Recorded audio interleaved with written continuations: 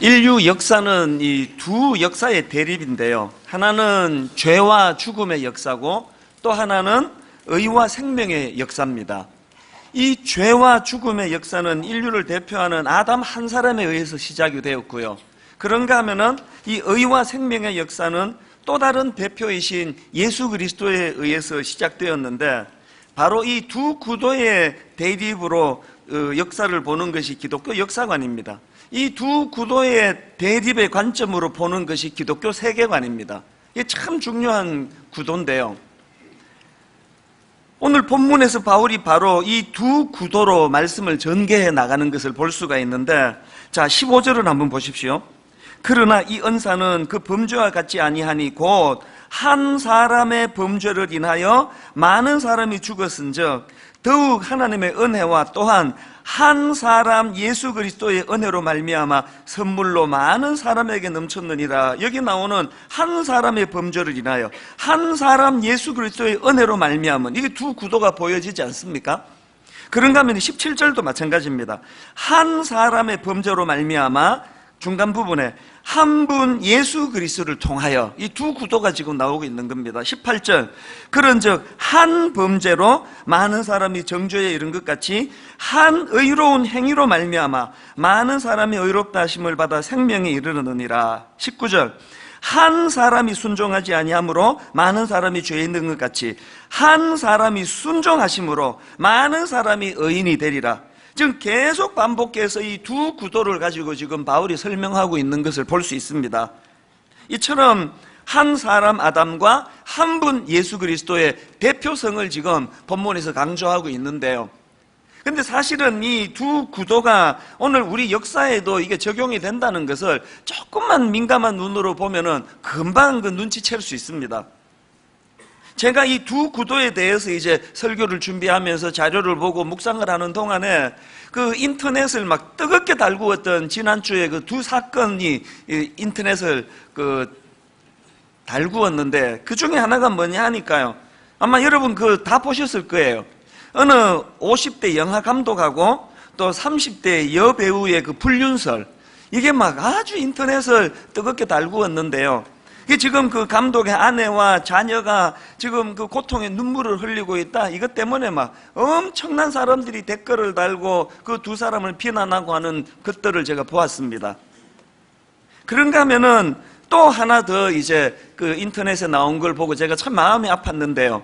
어느 남자 탤런트가 이제 부부 싸움을 하고 밤늦은 시간이에요. 그렇게 이제 부부 싸움을 하고 난 후에 욕실에서 자살을 기도해가지고 지금 혼수 상태에 빠졌다. 그 기사가 참 제 마음에 그 남자 탤런트가 안 됐다는 생각을 했던 게요. 이분이 한창 인기를 구가하고 있던 2010년도에 얼마나 잘 나갔는지 모릅니다. 그런 때에 필로폰하고 대마초를 피운 혐의로 구속이 된 전력이 있습니다.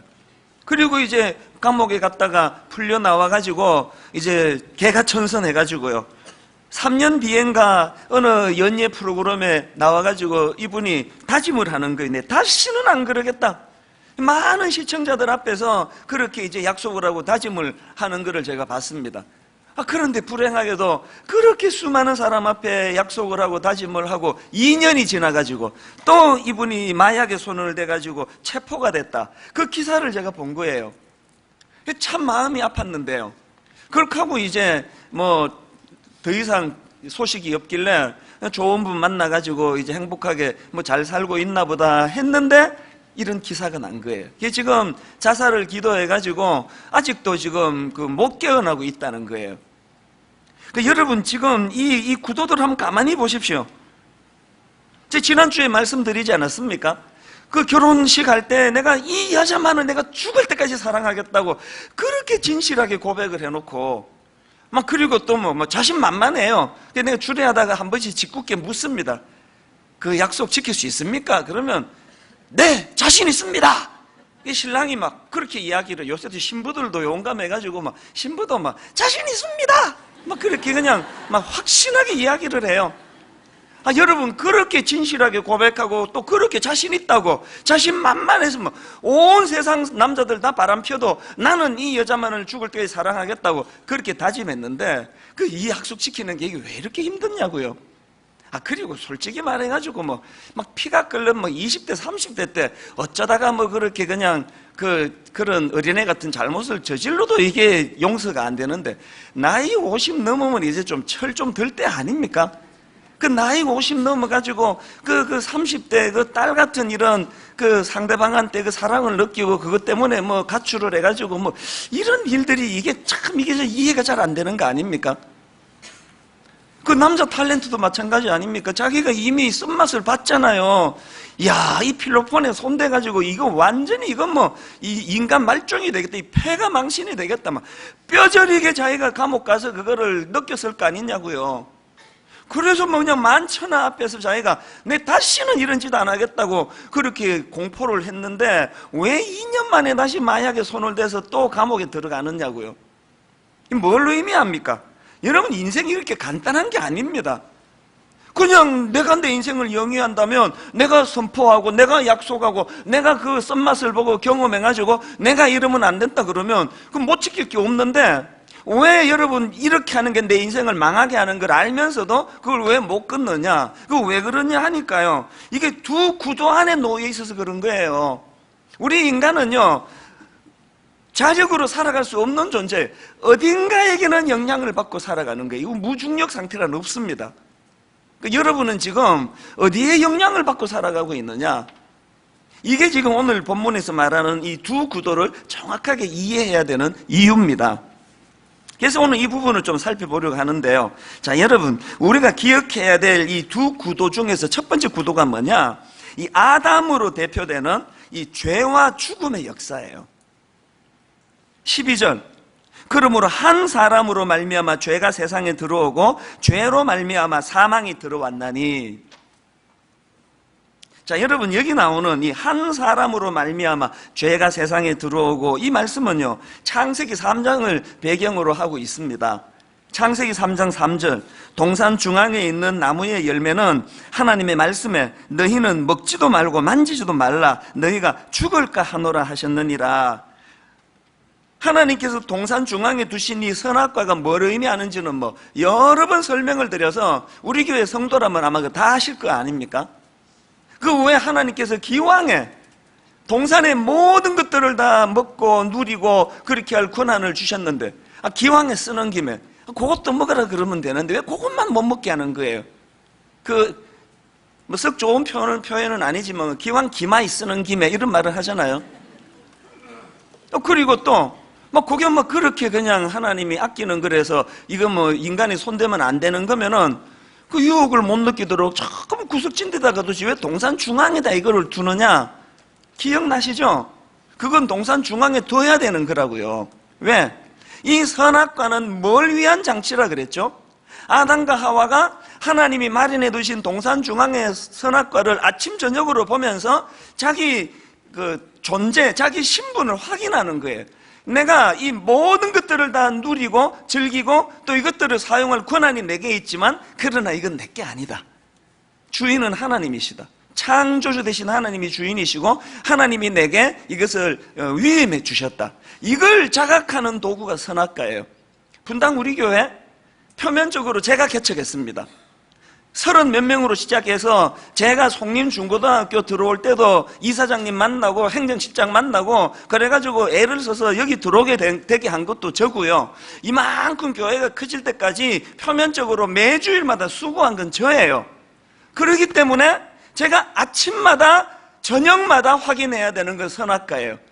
겉으로 아무리 이 교회를 내가 개척했고 내가 지금까지 담임 목사 노릇하지만 분당 우리 교회는 내 소유가 아니다. 내 개인 게 아니다. 이거 하나님의 소유다. 나는 하나님이 위임해 주신 종이다. 오늘이라도 하나님께서 발령권자, 임명권자의 하나님이 저보고 이 목사 그동안 수고했다. 사표 내고 이제 제주도로 가서 교회 개척해라. 그러면 바로 내일 짐 싸가고 가야 되는 게 이게 내 존재다. 이걸 확인하는 게 이게 선악과예요. 상징적으로. 아담이 그걸 파괴해버린 거예요. 하나님께 반역 행위가 선악과를 따먹은 행위입니다. 자, 여기까지는 뭐 설명이 뭐 그렇게 어려운 거 아닙니다. 이미 다 알고 계시고요. 근데 이제 문제가 그 다음 구절인데요. 자, 12절을 다시 한번 보십시오. 그러므로 한 사람으로 말미암아 죄가 세상에 들어오고 죄로 말미암아 사망이 들어왔나니, 그 앞에는 지금 한 사람 단수라 그랬는데 그 다음 보세요. 이와 같이 모든 사람이 죄를 지었으므로, 그 다음에 사망이 모든 사람에게 이르렀느니라. 이와 같이라는 이 접속사는 그 앞에 문장을 받쳐주는 거 아닙니까? 바울은 우리가 알기로 석학이라고 알고 있는데요, 가말리엘의 문화라고 자랑하던 사람인데 이게 문법 하나도 모르는 겁니까? 이 도대체 문장이 뭐 이렇냐고요? 한 사람으로 시작했는데 왜 그러므로 모든 사람이 죄를 지었다 그럽니까? 여기에 기독교의 신비가 있는 거예요. 기독교 교리의 핵심이 여기에 있는 겁니다. 이걸 교리적으로 이 원죄라고 그러는데요. 자, 이걸 설명하기 위해서 여러분 그 원죄와 관해서 어거스틴하고 펠라기우스 논쟁이 역사적으로 중요하다는 건 아시죠? 그 펠라기우스는 뭘 주장했던 사람인가 하면 원죄는 없다. 아담이 에덴 동산에서 저지른 범죄는 아담 자신에게만 해를 끼쳤고 그 후손들에게는 영향을 미치지 않는다. 이 주장이 펠라기우스의 주장이에요.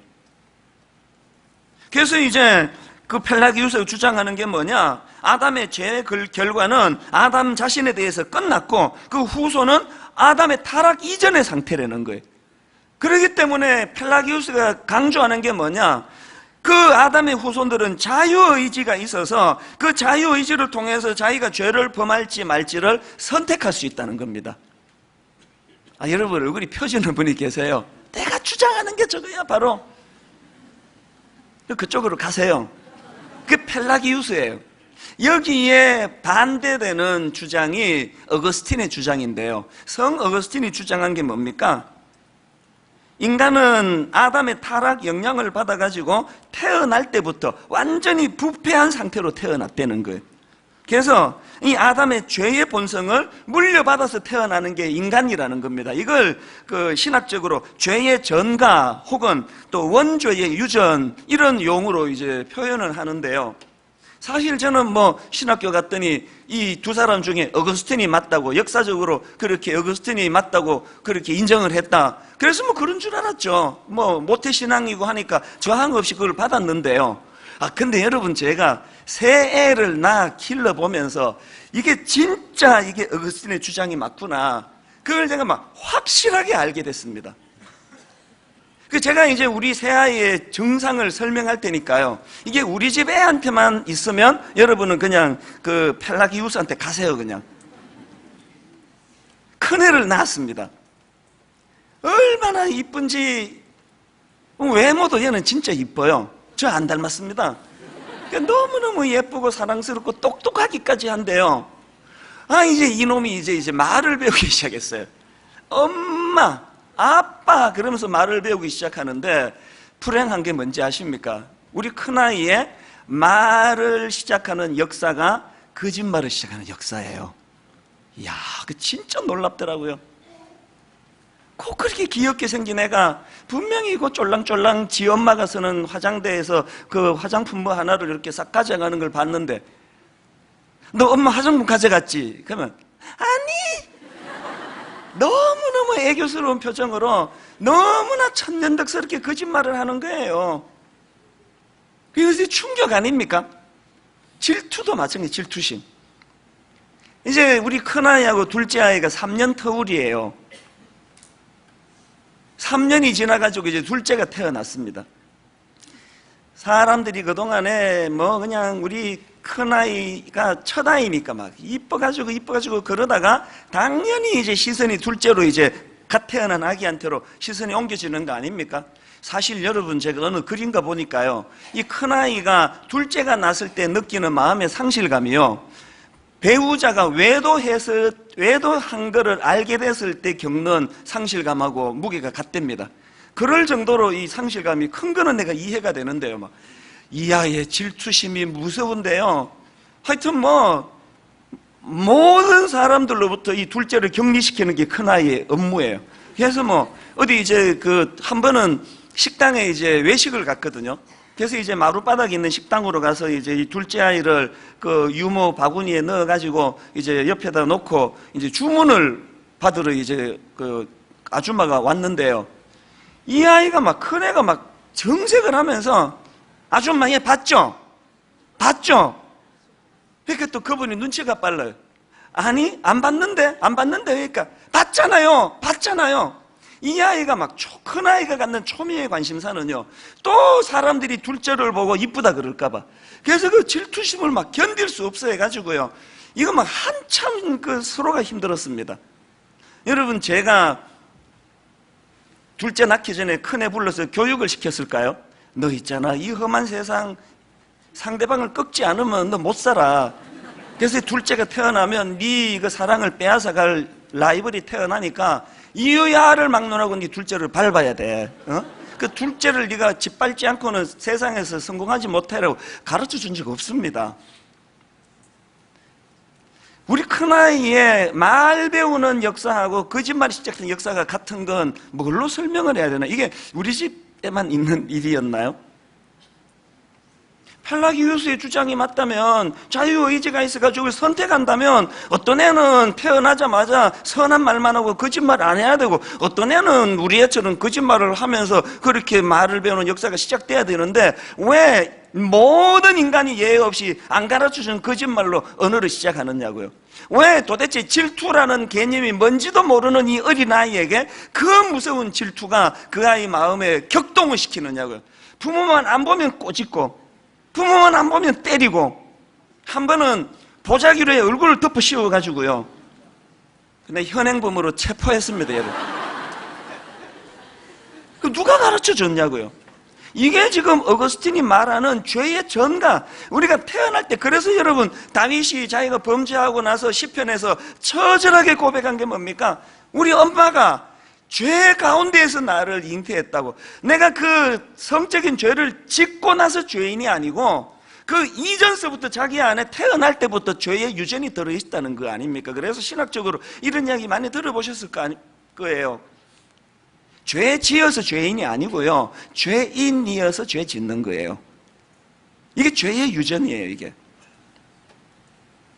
그래서 제가 이제 청소년들에게 이 문제가 중요하니까 뭐 청소년 사회 가면서 이걸 막 계속 많이 가르쳤는데요, 이제 아이들이 와서 막 따지는 게 주로 뭐 여러분 중에도 그런 마음의 갈등이 많았을 거예요. 그 선악과를 내가 따먹지도 않았는데 왜 나보고 그러느냐고. 내가 무슨 죄인이냐고. 그러면 제가 무슨 이야기를 하느냐, 네 안에 그 아담의 죄가 전가가 돼 있어서 죄의 요소가 있다는 걸 뭘로 보면 아는가 하면, 네가 선악과를 안 따먹었다고? 내가 보니까 너 따먹었는데? 선악과가 뭐니? 하나님의 하나님 되심을 인정하고 피조물인 우리는 내 인생의 주인이 아님을 선포하도록 만든 장치가 선악과라면 너 안 따먹었니? 오늘 우리 내면에 이 하나님의 하나님 되심을 싫어하는 이 시대를 살고 있는 거 아닙니까? 오늘 우리 시대는요, 하나님이라는 존재를 다 죽여놓은 시대예요. 그래서 왜 기분 나쁘게 하나님만 하나님이냐는 거예요. 니도 하나님 될 수 있고 나도 하나님 될 수 있고, 이게 포스트 모더니즘의 중요한 한 현상이에요. 지금 여러분 연예인들 보고 막 갖다 붙이는 게 하나님 아닙니까? 유재석 씨가 막 사회도 잘 보고 성격도 반듯하고 그러니까 사람들이 이제 유느님이라고 불러요. 유재석이 하나님이라는 소리예요. 유느님이라고 부르거나 아니면은 갓재석이라 그럽니다. God, 갓, 하나님 유재석이라는 거예요. 이건 뭐 유재석 씨에만 붙입니까? 막 갖다 붙이면 아무데나 뭐 조금만 잘하면 다 뭐 음식 잘하면은, 요리 잘하면 또 뭐 그 사람한테 뭐 너님 뭐 성에다가 그 하나님을 갖다 붙이고. 이게 오늘 우리 시대, 뭘 말합니까? 선악과가 파괴된 시대에 아담으로 시작되는 죄와 죽음의 권세가 득세하고 있다는 증거라고 저는 생각하거든요. 아마 여러분 중에는 제가 이제 여러분은 선악과를 안 따먹었습니까? 여러분 내면에 선악과는 파괴되지 않았습니까? 그러면요, 자신 있게 대답하는 분 계실 거예요. 나는 안 따먹었습니다. 나는 하나님을 주인으로 인정합니다. 나는 하나님의 주권을 인정합니다. 나는 하나님께 순종하려고 했습니다. 내 내면의 선악과는 무너지지 않았습니다. 이렇게 말하는 분 계시다면 여러분이 뭘 착각하는가 하면요, 그게 여러분이 선악과를 안 따먹은 게 아니고요, 따먹어서 무너진 선악과를 복구했기 때문에 복구. 무너진 선악과가 복구된 거. 왜 바울이 로마서 1장 16절에서 내가 복음을 부끄러워하지 아니하노니 이 복음은 모든 믿는 자에게 구원을 주시는 하나님의 능력이 됨이라 이렇게 선포합니까? 왜 복음이 능력이라 그럽니까? 여기서 말하는 복음의 능력이 뭡니까? 그건요, 인간이 아담으로 대표되는 인간이 무너뜨린 선악과를 복구시켜주는 차원에서의 능력이에요. 이거 은혜라고 그러는 거 아닙니까?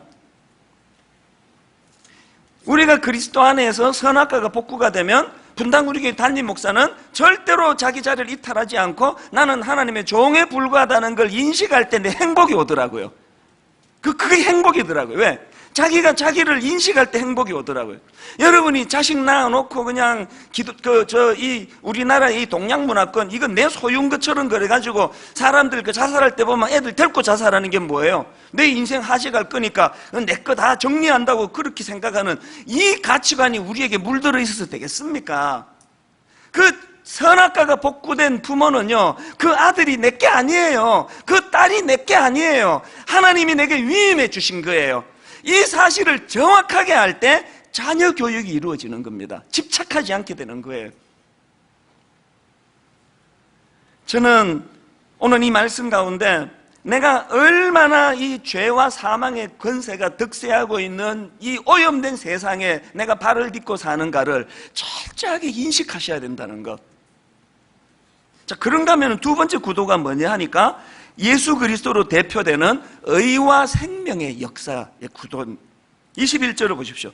이는 죄가 사망 안에서 왕노릇한 것 같이 은혜도 또한 의로 말미암아 왕노릇하여 우리 주 예수 그리스도로 말미암아 영생에 이르게 하려 함이라. 여러분, 여기 나오는 왕노릇하다는 이 표현은 원어로 보면 다스리다라는 단어예요. 다스리다라는 뜻이에요. 오늘 본문의 가장 중요한 키워드 중에 하나가 바로 이 왕노릇하다, 다스리다라는 단어인데요, 이 표현이 무려 5번 반복됩니다. 자, 로마서 5장 14절을 보십시오. 그러나 아담으로부터 모세까지 아담의 범죄와 같은 죄를 짓지 아니한 자들까지도 사망이 왕노릇하였나니, 여기 왕노릇하니 사망이 왕노릇했답니다. 사망이 다스렸다는 표현을 쓰고 있습니다. 그 다음 17절에도 나옵니다. 한 사람의 범죄로 말미암아 사망이 그 한 사람을 통하여 뭐 했다고요? 왕노릇했다는 게, 다스렸다는 거예요. 더욱 은혜와 의의 선물을 넘치게 받은 자들은 한 분 예수 그리스도를 통하여 생명 안에서 왕노릇하리로다. 이 다스림의 대상이 바뀌었다는 이야기입니다. 그 다음에 21절, 이는 죄가 사망 안에서 왕노릇한 것 같이 은혜도 또한 의로 말미암아 왕노릇하여 우리 주 예수 그리스도로 말미암아 영생에 이르게 하려 함이라. 여러분, 지금 여기 5번에 걸쳐서 반복되는 왕노릇하다, 왕노릇하다, 왕노릇하다, 왕노릇하다, 왕노릇하다를 통해서 강조하고자 하는 포인트가 뭡니까? 날 다스리는 주인이 바뀌었다는 소리예요. 아담으로 대표되는 이 죄와 죽음의 권세의 그늘이 드리워진 이 땅에 아담의 원죄로 태어날 때부터 내가 그 죄의 무리 안에 내가 들어가 있었는데, 지금 로마서 5장 1절부터 11절까지 칭이 예수 그리스도의 십자가 사건을 통해서 이제 내가 더 이상 이 어둠과 죽음이 날 다스리도록 하는 그 영역에 있지 않고 어디로? 의와 생명의 영역 안으로 들어가게 됐다는 거예요. 다스림의 문제예요.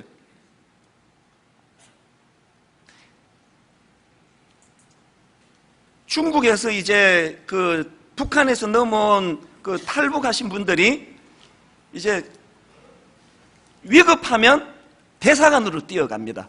그 대사관으로 들어가면 중국 경찰을 공안이라 그러죠. 이 공안이 더 이상 이제 손대지 못하는 거예요. 왜 그렇습니까? 땅은 중국 땅이지만 그 대사관, 미국 대사관으로 들어가면 거기는 미국 대통령이 통치하는 영역 안으로 들어가기 때문이에요. 우리가 발을 이 땅에 딛고 죄악에 관영한 잠시 반란군 같은 그런 악한 것들이 이 세상을 장악하고 있는 죄와 죽음의 권세가 드리워진 이 세상 안에서 예수 그리스도의 십자가를 믿고 예수 그리스도의 십자가로 칭히 내가 의롭다함을 받았다는 확신을 가진 사람은 하나님의 다스림의 영역 안으로 들어가는 거예요. 이게 지금 본문에서 강조하는 왕노릇하였으니의 5번이나 반복하는 그 표현입니다. 그래서 이제 우리의 주인이 바뀌었다는 거예요. 이걸 설명하는 게 21절 말씀입니다. 이는 죄가 사망 안에서 왕노릇한 것 같이 은혜도 또한 의로 말미암아 왕노릇하여 우리 주 예수 그리스도로 말미암아 영생에 이르게 하려 함이라. 저는 이걸 홍해로 잘 설명하는데요. 여러분 애굽의 노예로 살던 이스라엘 백성들이 홍해를 자력으로 건넜습니까? 아닙니다. 하나님의 전적인 은혜로 건넜습니다. 홍해를 건너는 행위, 그래서 이제 더 이상 이스라엘 백성들은 그 끔찍한 애굽 왕 바로의 통치 영역 아래 있지 않습니다. 이 영역을 벗어난 거, 이게 예수 그리스도의 십자가로 우리가 누리게 된 이 땅에서의 삶이에요. 그러나 완전한 주님의 다스림은 영적으로 요단강을 건너 가나안에 들어가서 시작돼. 이걸 신학적인 용어로 영화라 그럽니다. 그 상태가 되기 전에 이 땅에서는요, 제가 잘 쓰는 표현으로 죄의 노예 근성 아래 놓여 있는 거예요.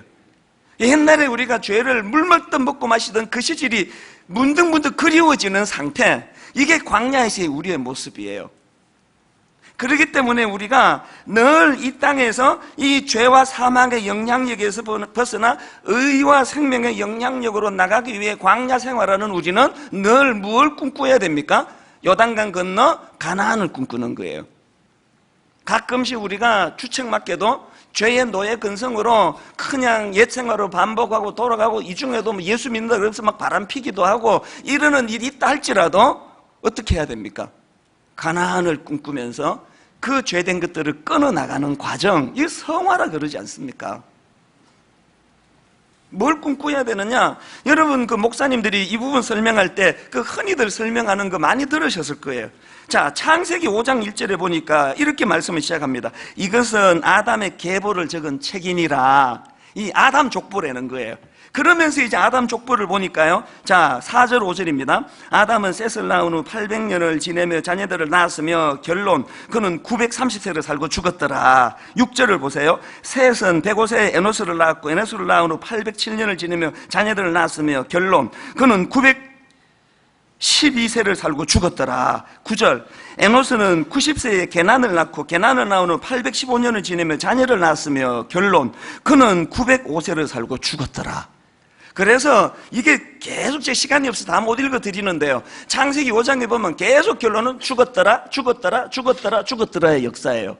여기에 반해가지고 마태복음 1장에 보면은, 자 마태복음 1장 1절을 보십시오. 아브라함과 다윗의 자손 예수 그리스도의 계보라. 예수님의 족보래요. 이 계보의 특징이 뭐냐? 2절부터 보세요. 아브라함이 이삭을 낳고 이삭은 야곱을 낳고 야곱은 유다와 그 형제들을 낳고 유다는 다말에게서 베레스와 세라를 낳고 베레스는 헤스론을 낳고 헤스론은 람을 낳고, 이제 이게 16절까지 계속이 돼요. 낳고 여러분, 이 예수 그리스도의 계보에도 죽고가 나와요.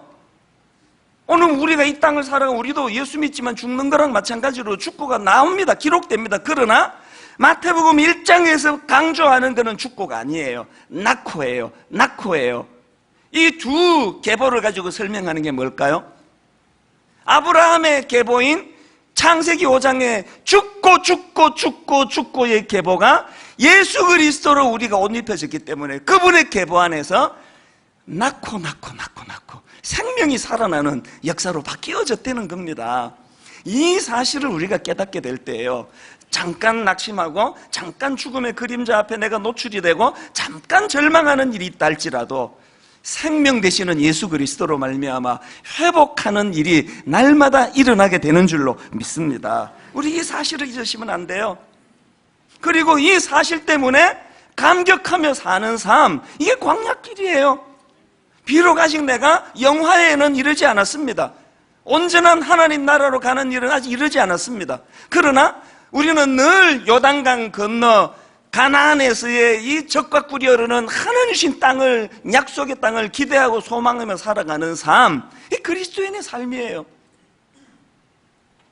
최근에 나온 책 중에서 길 위의 십자가라는 제목의 책이 있는데, 제가 지난주 이 부분을 감동을 느껴보고 싶어가지고 일부러 이 책을 주문했습니다. 이 책은요, 그 목사님이 쓰신 책인데요, 이 책이 어떻게 나왔나 설명을 서론에서 그 목사님이 이렇게 이야기합니다. 어느 날 이 목사님이 우연히 사람들이 많은 그 길거리에요, 그 보도블록 있지 않습니까? 이렇게 네모 반듯반듯하게 보도블록이 되어 있는데, 우연히 이 목사님이 길을 가다가 보니까 그 보도블록에서 십자가를 본 거예요. 그 당연히 보는 거 아닙니까? 저도 기억이 납니다. 보도블록 사이에 그 잡초들이 이렇게 나가지고 십자가 모양을 이룬 걸 저도 본 적이 있는데, 이 목사님이 그걸 본 거예요. 이분이요, 그 사람들 다니는 길거리에서 그 보도블록에서 십자가 모양을 발견하고 눈물이 쏟아졌다는 거예요. 우리 주님이 멀리 계시는 분이 아니구나.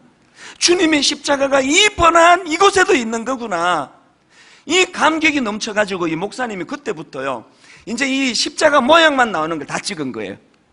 그 보도블록 위에 그 십자가 모양도 사진으로 찍고, 또 돌계단을 가다가 보니까 돌계단으로 십자가 모양에서 그거를 찍고, 또 바닷가에 바위 위에서 십자가 모양이 있어서 그거를 찍고, 이거를 이제 사진을 많이 찍어두고 거기에 이제 십자가를 늘 묵상하는 글을 썼는데요, 이게 책이 한 권 나올 분량이 된 겁니다. 여러분 한번 생각해 보세요. 보도블록에 있는 십자가 모양을 보고도 감격의 눈물을 흘릴 수 있다면 이분 행복한 분 아닌가요?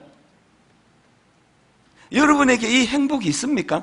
여러분에게 이 기쁨이 있습니까? 어떻게 하다가 우리 이렇게 기쁨을 다 까먹고 샀냐고요.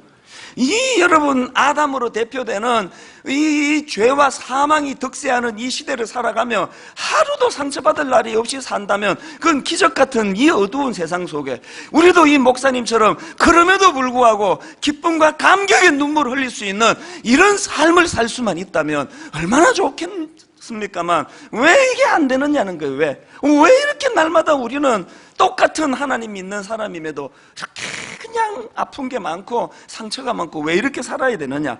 그래서 여러분, 바울이요, 갈라디아 6장 14절에서 그러나 내게는 우리 주 예수 그리스도의 십자가 외에 결코 자랑할 것이 없나니, 이 십자가를 사랑하고 십자가를 자랑하는 것, 드디어 내가 이 사망의 권세 아래에서 벗어나 생명, 낳고의 생명의 권세로 들어간 이 감격이 내게 있다고 할 때 바울이 그것이 얼마나 큰 능력이 됐습니까? 오늘 여기 그 죄의 노예 근성 때문에 예수 믿으면 절대로 해서는 안 되는 아내 외에, 남편 외에 그 50대 감독처럼 그렇게 지금 철없는 자리에 빠진 분이 계시다면요, 자력으로 못 헤어나와요. 그 30대가 얼마나 그 피부 탱탱하고 매력적인데 어떻게 빠져나옵니까? 그리고 여러분, 그 죄악의 권세가 발목을 잡고 있는데 그 어떻게 빠져나오느냐고요. 오늘 이 중에 그런 죄에 빠져있는 분 계시다면 복음과 십자가의 능력이 나타나기를 주님 이름으로 축복합니다. 나는 끊을 수 없었는데 십자가의 능력으로 그 죄된 것을 끊어내는 능력. 오늘은 성찬식이 있는 날입니다. 성찬식을 거행하는 동안에 논리적으로는 설명될 수 없는 내 안에 의와 생명으로 오신 예수 그리스도의 능력이 어떠한가를 성찬식하는 과정에서 맛보게 되시기를 바랍니다.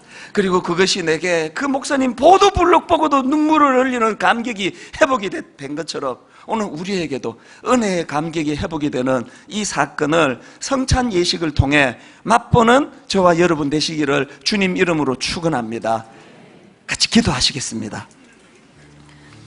하나님 아버지, 너무너무 혼미하고 죄와 사망의 권세가 우리 발목을 잡는 이 세상을 살아가다 보니 나그네 길, 광야길 너무 힘듭니다. 유혹을 이기기가 너무 어렵습니다.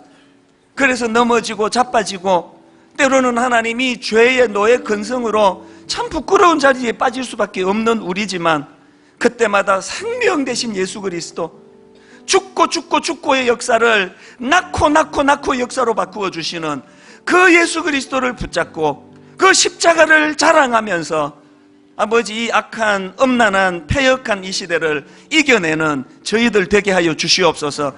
첫사람 아담이 무너뜨린 선악과를 둘째 아담 예수 그리스도로 말미암아 바로 세워지고 복구되는 이 은혜의 감격을 맛보는 성찬 예식이 되도록 인도하여 주시옵소서. 감사드리옵고 예수님 이름으로 기도드립니다.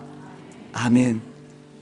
여러분, 오늘 예수님의 몸과 피를 기념하는 이 성찬 예식을 거행하는 동안에 이 말씀을, 선포된 말씀을 깊이 묵상해 보시기를 바랍니다. 먼저 주님께서 십자가에서 찢겨진 살을 상징하는 이 분병을 할 때에 먼저 드시지 말고요, 깊이 묵상하시면서, 십자가를 묵상하시면서 이 시간을 가지면 좋겠는데요, 이 성찬 분병 분자는 학습 세례 받으신 분들이 동참할 수 있는데, 초신자라서 그것을 받지 않더라도 똑같은 은혜의 묵상을 주실 줄 믿습니다.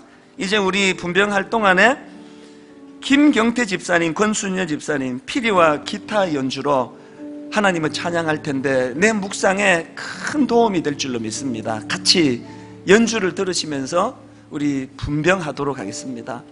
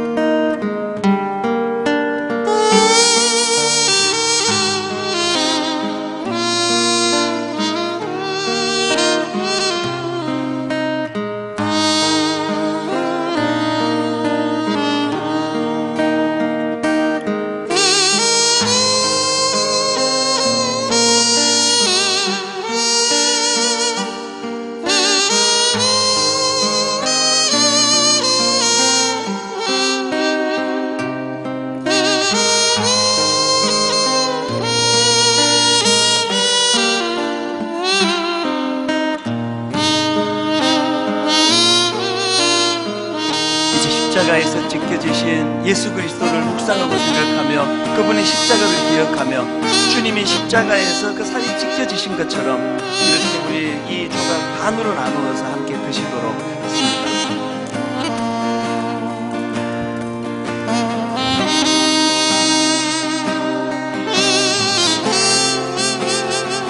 식후에 또한 그와 같이 잔을 가지시고 이르시되 이 잔은 내 피로 세운 새 언약이니 이것을 행하여 마실 때마다 나를 기념하라 하셨으니 너희가 이 떡을 먹으며 이 잔을 마실 때마다 주의 죽으심을 그가 오실 때까지 전하는 것이니라.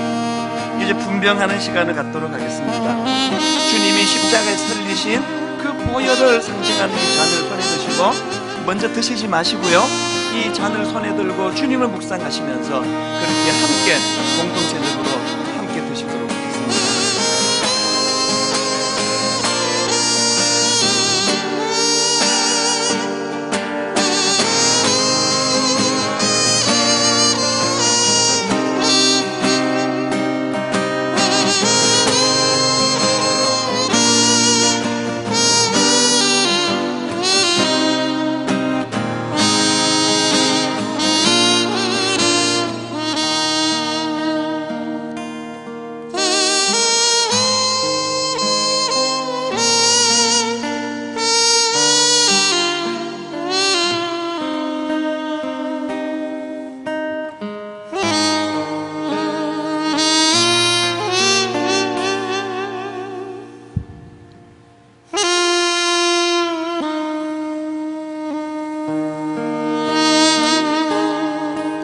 잔을 손에 드시고 십자가를 묵상하실 때 왜 내게는 이 구원의 감격이 사라져 버렸는가?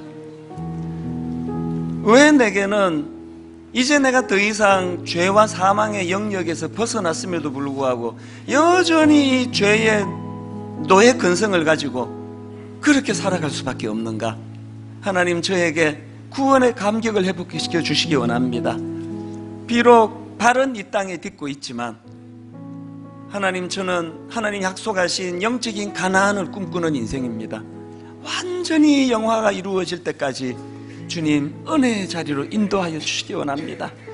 잔을 손에 드시고 우리 깊이 묵상하며 기도하실 때 성령님이 네 마음 내가 다 안다 어루만져 주시고 다시 한번 죄사함의 은혜를 누리는 시간이 될 줄로 믿습니다. 우리 같이 기도하시겠습니다.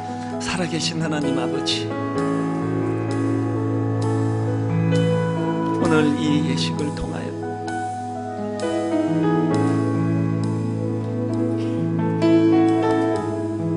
죄와 사망의 영역을 벗어나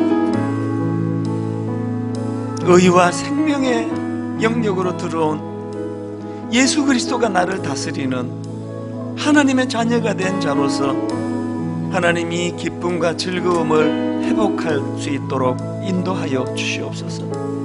하나님, 십자가, 내 삶의 십자가, 이 십자가가 능력이 되도록 함께하여 주시옵소서.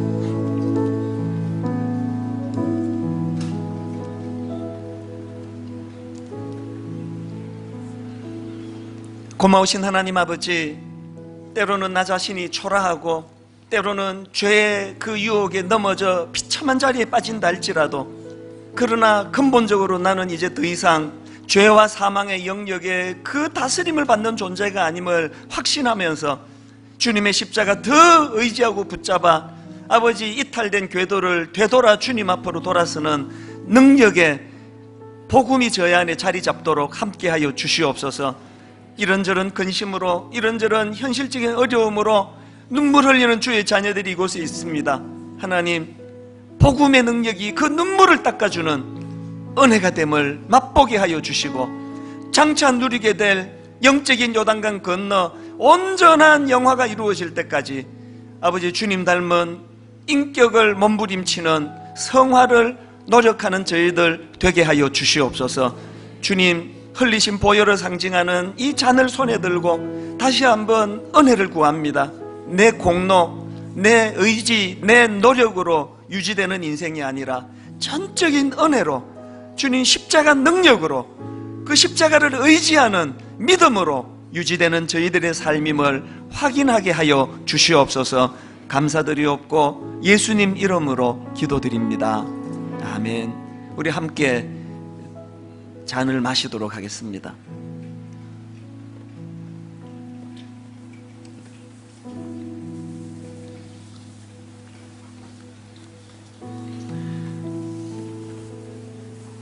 사용하신 잔은 오른편으로 좀 전달해 주시고요. 우리 다 자리에서 일어나셔서 이 구원의 기쁨, 은혜의 감격을 이렇게 노래하기 원합니다. 나를 지으신 이가 하나님, 나를 부르신 이가 하나님,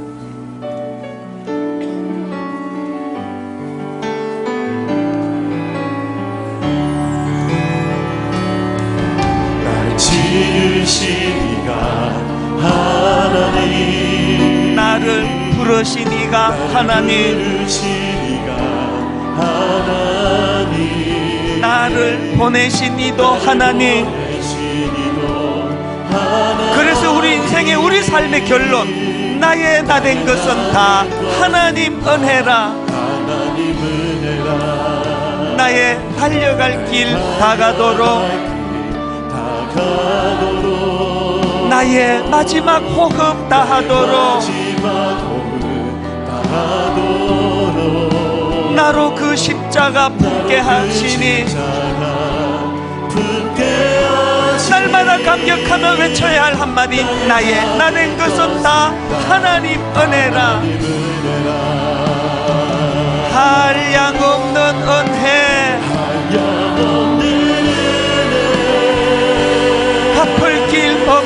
은혜,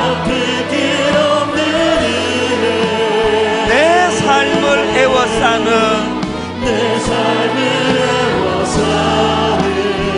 하나님의 은혜, 하나님의 은혜, 그 은혜가 얼마나 크신지 나 주저함 없이 그 땅을 밟음도 나를 붙드시는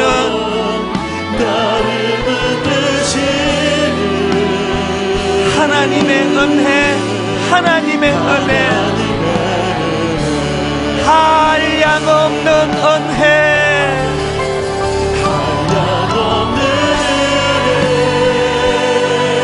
갚을 길 없는 은혜, 아무리 힘든 이 땅 이 세상이라도 내 삶을 애워싸는 것, 하나님의 은혜, 하나님의 은혜. 그래서 여러분이 사명을 되찾는 겁니다. 나 주저함 없이 그 땅을 밟음도 나를 붙드시는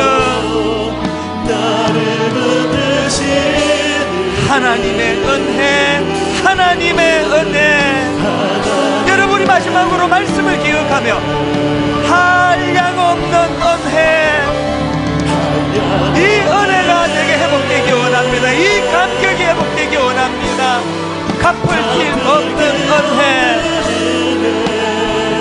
내 삶을 애워싸는 절망과 두려움이 아닙니다. 하나님의 은혜,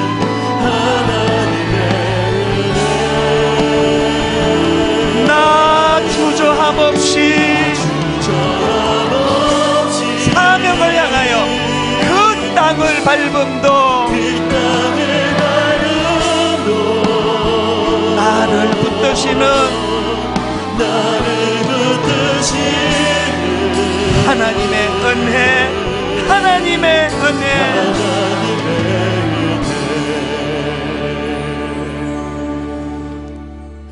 이는 죄가 사망 안에서 왕노릇한 것 같이 은혜도 또한 의로 말미암아 왕노릇하여 우리 주 예수 그리스도로 말미암아 영생에 이르게 하려 함이라. 하나님, 잠깐 죄악의 노예 근성으로 아버지 이 혼미한 세상에 발담고 사느라 잠깐 넘어지고 자빠지고 해서는 안 되는 자리에 빠진다 할지라도 금방금방 정신 차리고 회복하며 하나님의 자녀다운 의와 생명의 길로 그렇게 되돌아서는 복된 저희들이 되기를 원합니다. 잠깐 혼미한 이 땅에 발딛고 살다 보니 결핍된 그 무엇 때문에 마음이 무너지고 눈물이 나고 좌절감이 밀려온다 할지라도 금방금방 의와 생명 되신 예수 그리스도가 나를 다스려 주시기 때문에 금방 회복되고 치유되는 아름다운 복구 능력이 있는 그리스도인들이 되게 하여 주시옵소서.